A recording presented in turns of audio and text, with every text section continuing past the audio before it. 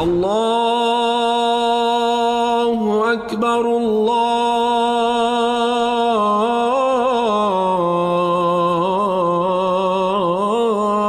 أكبر.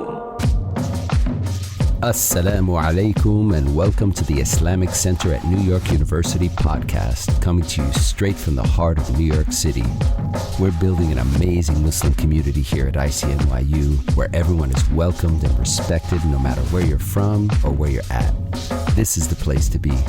So open your ears and your heart and come along with us on another life-changing journey. Bismillah. أعوذ بالله من الشيطان الرجيم. بسم الله الرحمن الرحيم. الحمد لله رب العالمين ولا حول ولا قوة إلا بالله العلي العظيم والصلاة والسلام على أشرف الأنبياء والمرسلين وعلى آله وصحبه أجمعين ونشهد أن لا إله إلا الله وحده لا شريك له ونشهد أن سيدنا مولانا محمدا عبده ورسوله. In the name of Allah, the gracious, the merciful, all praise is due to Allah, the Lord of the universe, the Master of the Day of Judgment. I bear witness and testimony to the oneness of Allah, to His magnificence, His omnipotence, His might, His glory, to His being the creator and sustainer of all things, the giver of life, the guider of hearts, the Master of the Day of Judgment. And I bear witness to the fact that Muhammad ibn Abdullah sallallahu alayhi wasallam is His servant and final messenger. May the peace and blessings of Allah be upon him and upon all those who choose to tread His path until the last day. Quite often when we experience the month of Ramadan, as many of us were blessed to do over the course of the last weeks, may Allah accept it from us and make us from amongst those who benefit from it on this day and every tomorrow we experience in this world. The notion can linger that renders a state of anxiety, longing for something that we have left behind. The idea can manifest in such a way as if what now comes forth in terms of more opportunity for experience that is meaningful while we still live in this worldly existence. A shadow overwhelms it, saying, how is today going to be anything like it was for the days that we just went through? But just like the 29, 30 days of Ramadan have barakah to them, the first of Shawwal has barakah to it as well.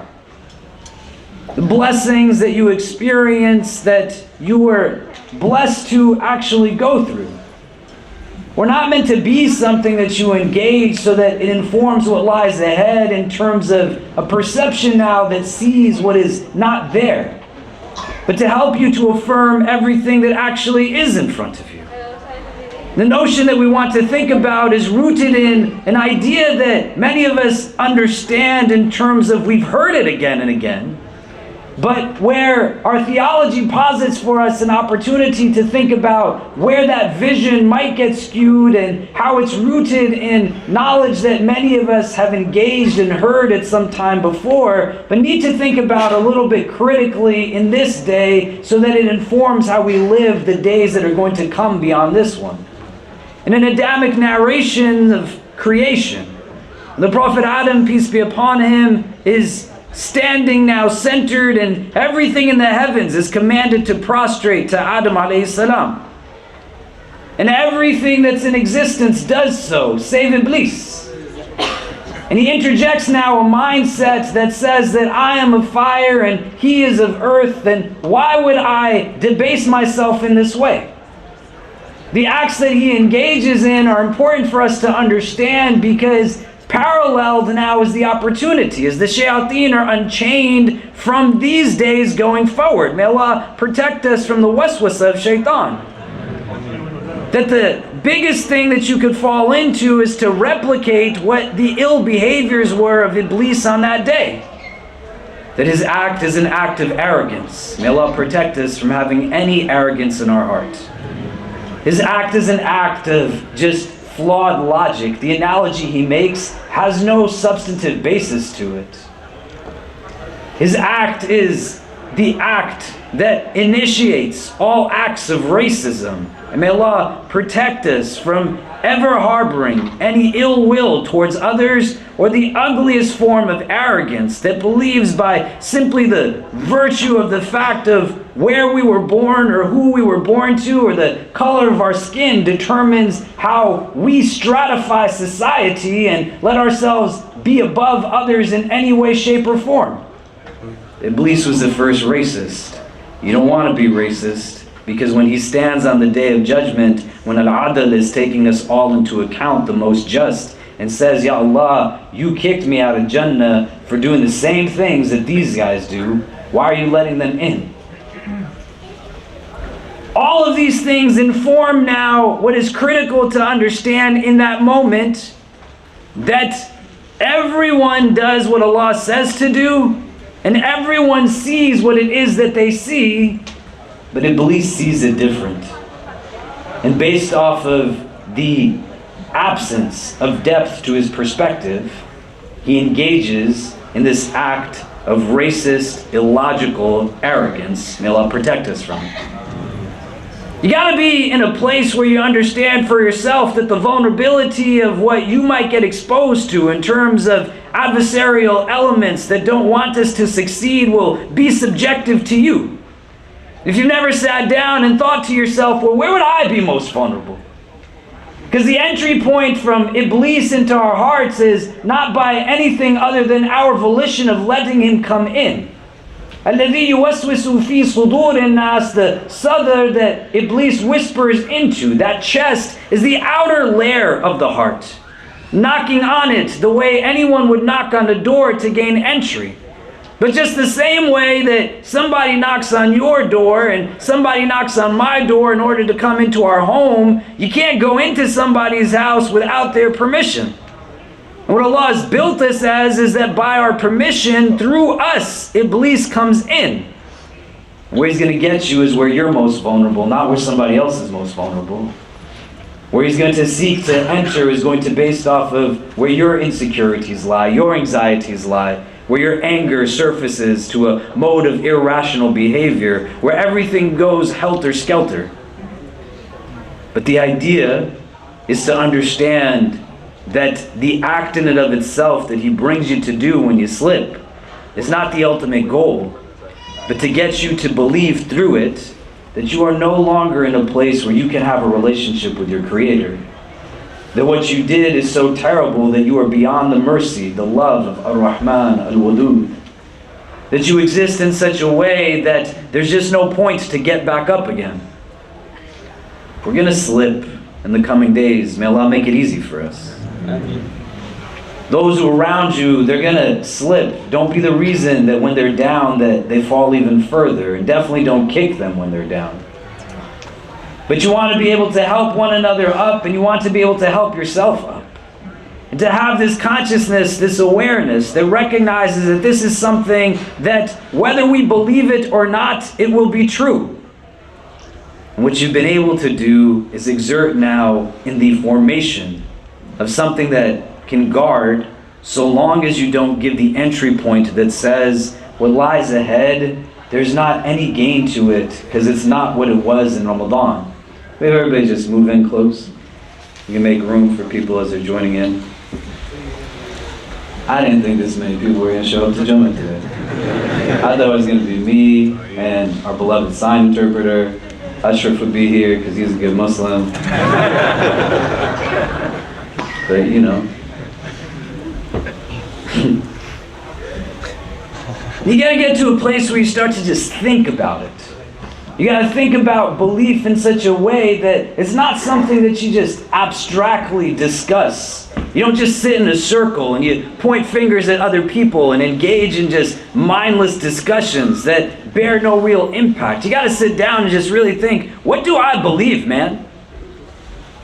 What is it demonstrated through my thoughts, my actions? What is it from my behaviors? Just looking at myself, How do I determine what is very real to me, through me, in terms of what I hold as an ideal? And then you start to understand through the prism of Ramadan that some of the things that we chase after, they just don't make sense. But what didn't make sense there and what started to make more sense as you went through it, it still is applicable in these days. And where Iblis will get you the most is to let you think that there's just no point after this part. If you are praying into the late hours of the night, then pray what you can in the night. If you were fasting in Ramadan, then keep fasting.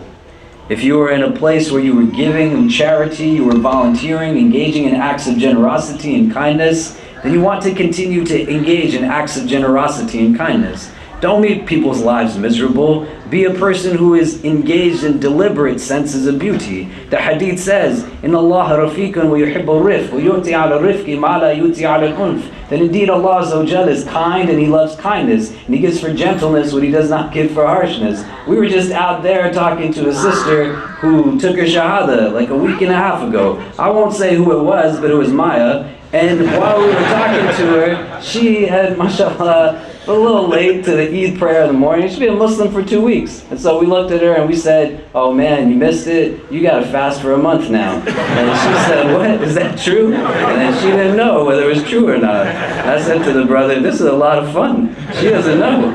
But then we said, "No, you don't have to fast for a month." You want to be in a place where you understand that this world needs Muslims who actually see Ramadan as just a part of an entire world that exists. That you have so much more to go through in the course of your life. And you want to have an awareness, a consciousness of what's coming ahead. And to think now on this beautiful day of Eid, where like 4,000 or 5,000 of us just prayed together in this park. And you had the beautiful day surrounding you. The warmth of friends and community. That not any one of us was in a place where we were alone. And this is not what the reality is for many people.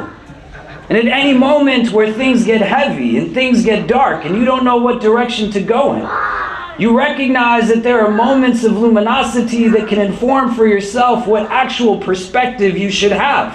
So you see it for what it is and not what it is not, and you're able to take from it as much as you can.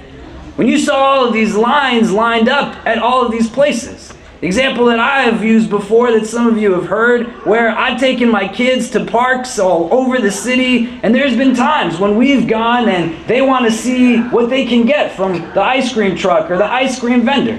My son Kareem, my daughter Medina, when we got to this place and they saw this huge line, the way some people stood outside of the building and saw the line to get in.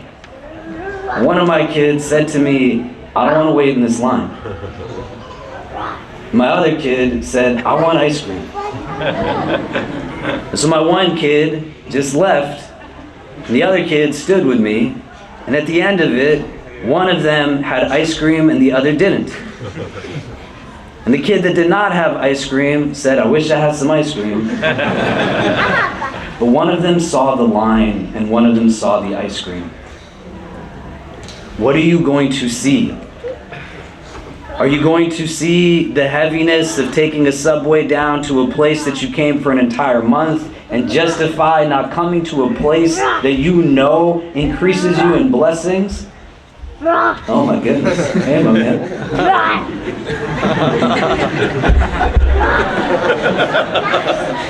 What a great day. Nobody's laughing at you. He said stop laughing at him. Are you scared? Oh, yeah. I forgot what I was talking about. If you are in this place now, you have to choose perspective. That's going to be what influences decisions. Perspective is going to determine for you whether or not you are going to act in a certain way or not act in a certain way. Because anybody can see something in a certain way, but how you see it is not telling you about what it is that you are looking at. How you see it is going to tell you about yourself and what's going on within you. And you're going to have to stand up to that waswasa, because it's going to come heavy and hard. It's going to tell you that, you know what, tomorrow is a better day to go and pray in Jumu'ah. Wait till next week to start fasting the fast that you could already be fasting. Somebody else is going to be the one that is making sure that people are seated comfortably at the Jumu'ah prayer. Or I'll just watch the live stream. We'll eventually say that I'll just listen to the recording, which will eventually say that maybe I'll just catch it when it comes again a year from now. There's people in our community who, subhanAllah, were praying with us in the late hours of the last 10 nights as they got the difficult news of their loved ones, their parents passing away just in those moments. People who are younger than you and I who did not make it to celebrate this day of Eid. This is not meant to be a morbid thought, but to be able to enhance perspective in terms of how you utilize the time that you find in front of you. It's not about chasing after things that don't make sense, man. And don't let shaitan play games with your head. Be in a place, the realities of what you experienced. Who you were in Ramadan is who you are. It's not a past tense. It's just about now understanding this is my capacity, my potential. What am I going to do with that information? Not an escape from reality, but a mechanism that enhances me so I can understand what is actually real. Our tradition teaches us that a sign of true faith, deep iman, is that once you have it, you would never want to go back to a place where you were where you didn't have it. It's not because you detest people who come from different walks of life. It's not so you can breed gibber in your heart and believe that by any reason whatsoever you are elevating yourself above others. When you've tasted real sweetness, you've tasted what real contentment can be like. You find what is actually what your inside yearns for. When you have felt that, why would you want to go away from it? Why would you not want to be who you know you can be? And what are the things that are going to get in the way from being able to help you each and every day experience growth that even if it's gradual, it's still growth nonetheless? So utilize this day of Eid, this blessed first day of Shawwal, to think within yourself as to what is going to come in the days that lie ahead. Kun fi dunya ka'annaka gharib or abir as-sabil, the Messenger sallallahu alaihi wasallam says, that be in this world as if you are a stranger or a traveler. I don't know about you, but every day I see what the heaviness of this world brings to us.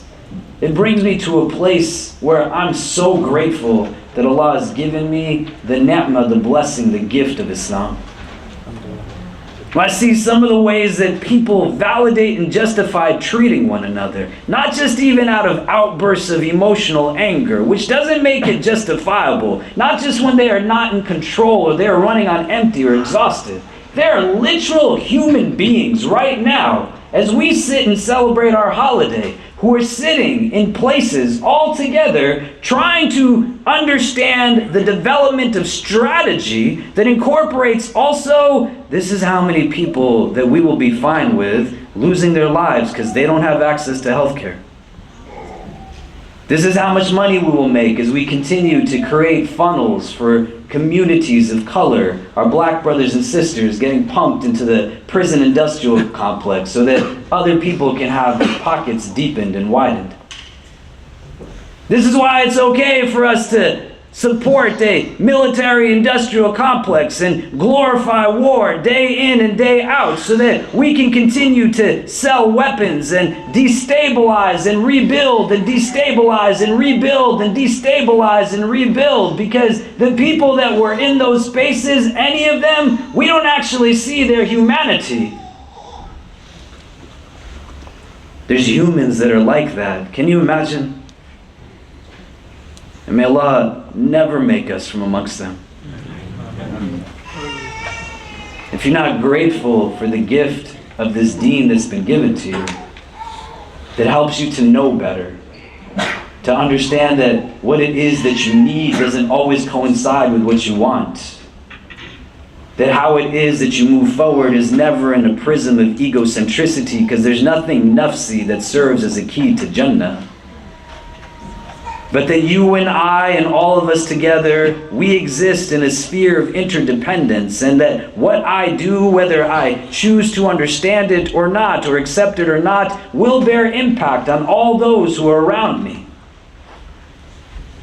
So each and every day that Allah blesses you to have breath in this world, choose beauty always. Choose goodness always. Choose righteousness always. Choose to be a reason people have hope in this world, never the reason that people will dread it. Choose to be bold enough to live everything that it is that you've been given. This becomes really hard for some of us at times, because it's not necessarily that we live in reaction to what we know are areas of improvements of ours. But many of us get to a place where we're actually scared to admit that we have so much ability to do what is good. Because the moment that you and I can actually recognize it, what reason do we have to actually then not live it in that way? What justification can we have when we can say that, yes, I actually can offer this thing? Utilize the Mubarak day of Jumu'ah, the blessed day of Eid, the conclusion of what was a month of just mercy, rahmah, and so much gain and increase. And allow for yourself to think, why did God give you this thing of Islam? What are you going to do with your remaining days in this world? Will you be one who will be dismissive of yourself and degrade your own self by saying that who you are is only limited to a certain time of the calendar year? Will you thank the Divine for showing you who you are and helping you to see yourself the way He sees you, Azza wa Jal, so that you can start to live to the fullest of your potential, and then just get done what it is that you have the ability to, simply because it's the right thing to do. أقول قولي هذا واستغفر الله لي ولكم ولسائر المسلمين فاستغفروه إنه هو الغفور الرحيم.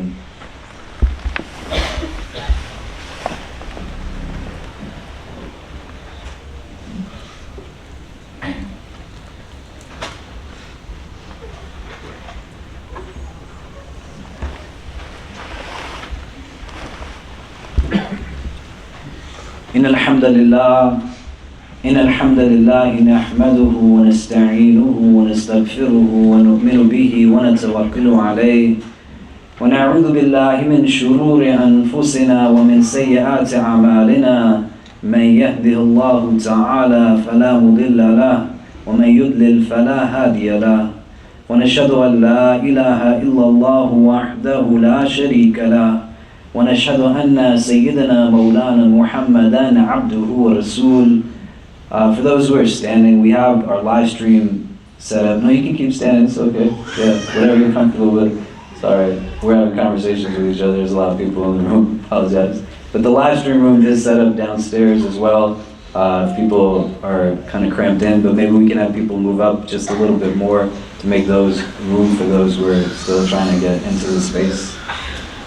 The prophetic recommendation is that in this month of Shawwal, you want to fast 6 days of it. There are different opinions on how that works, that if you fasted the whole month of Ramadan and 6 in Shawwal, then the hadith says as if you fasted the entire year. Those 6 days can be consecutive, not on the day of Eid, but any day beyond that. If you come here quite often, we do iftars right now on Mondays and Thursdays, and you don't have to do these consecutively, they can be spaced out. Some people would say that if you do any 6 days in the course of the year in its entirety after, that it still suffices and counts for those days. The idea is to have continuity, right? You don't want to be in a place where what you know and how you act on what you know starts to distance itself from one another. Contentment is rooted in keeping those two things close. That you have a deep connection between what you know and how you act upon what you know, rather than just knowing something and then not doing anything with it. And for many of you where it might have been your first time being with us today, or you've been here for many times prior to it, I pray inshallah ta'ala that this is a gathering that we continue to see your faces in, that we continue to benefit from your presence, that this space offers to you an opportunity for your own growth and increase, and that you help us to build it and grow it in whatever ways that you uniquely can. It's been a beautiful day of Eid thus far, mashallah. What a great day, huh? And you want to really allow for yourself to take an understanding as to how you continue to gain and benefit from it. Make sure you tell the people that you love them today and every day that you can. Make sure you tell the people that you are grateful for, that you appreciate them, and that they have a special place in your life and in your heart. Don't waste your time on this day or any other day engaged in just foolishness of idle talk and gossiping and lying and backbiting. Don't hurt other people's hearts. And all you gotta do when Ramadan ends is just continue to keep being who you are and try your best. That's all our Creator wants from us. It's not really too much more than that. Inshallah ta'ala, you'll see that things will just change as you not seek to understand only the world outside of you, but when you engage the world within you as meaningfully as you can, the experience of what's external will just be totally different. Our programming, our halakas, everything that we do, they're going to start again right from Monday, and we'd love to see you where we can. But if this is the last time that some of us will be together, then I pray inshallah ta'ala, Allah Azza wa Jal will gather us all together again in the best of places in the world beyond this one. But thank you for making this day of Eid such a blessing so far. Inshallah ta'ala, Allah will continue to allow for each one of us and our loved ones to have that many more joyous moments as this day of Eid continues. Inna Allah wa malaikatahu yusalluna ala nabi يا أيها الذين آمنوا صلوا عليه وسلموا تسليما اللهم صل وسلم وبارك على سيدنا محمد في الأولين وفي الآخرين اللهم صل وسلم وبارك على سيدنا محمد وعلى آله وصحبه وبارك وسلم يا أرحم الراحمين اللهم إنك عفو كريم تحب العفو فاعف عنا يا مقلب القلوب ثبت قلوبنا على دينك اللهم اجعلنا من المخلصين اللهم اجعلنا من المخلصين اللهم اجعلنا من المخلصين. We begin this supplication in your name, Ya Allah, and beseech you to send your choicest salutations upon your most beloved sallallahu ta'ala alayhi wa sallam. We ask that you shower your infinite mercy upon this gathering, granting each and every one who is present here and our loved ones only the best in this world and the best in the next. We ask, Ya Allah, that if all of us are meant to be together only at this time, at this place, whether we are young or old, male or female, regardless of our race, our ethnicity, our social class, our country of origin, our cultural heritage, whether we are Muslim or come from a different walk of life, Ya Rabbi, if our individual hearts are meant to be in the presence of all other hearts that are gathered here, only at this time, at this place, then gather us all together again in the best of places in the world beyond this one. Ameen. Increase us, Ya Allah, in all that is good. Make us a people who are grateful for everything that you have given to us. Help us to recognize every blessing, every ni'mah, every opportunity, every opening for what it is that you intended for it to be for us.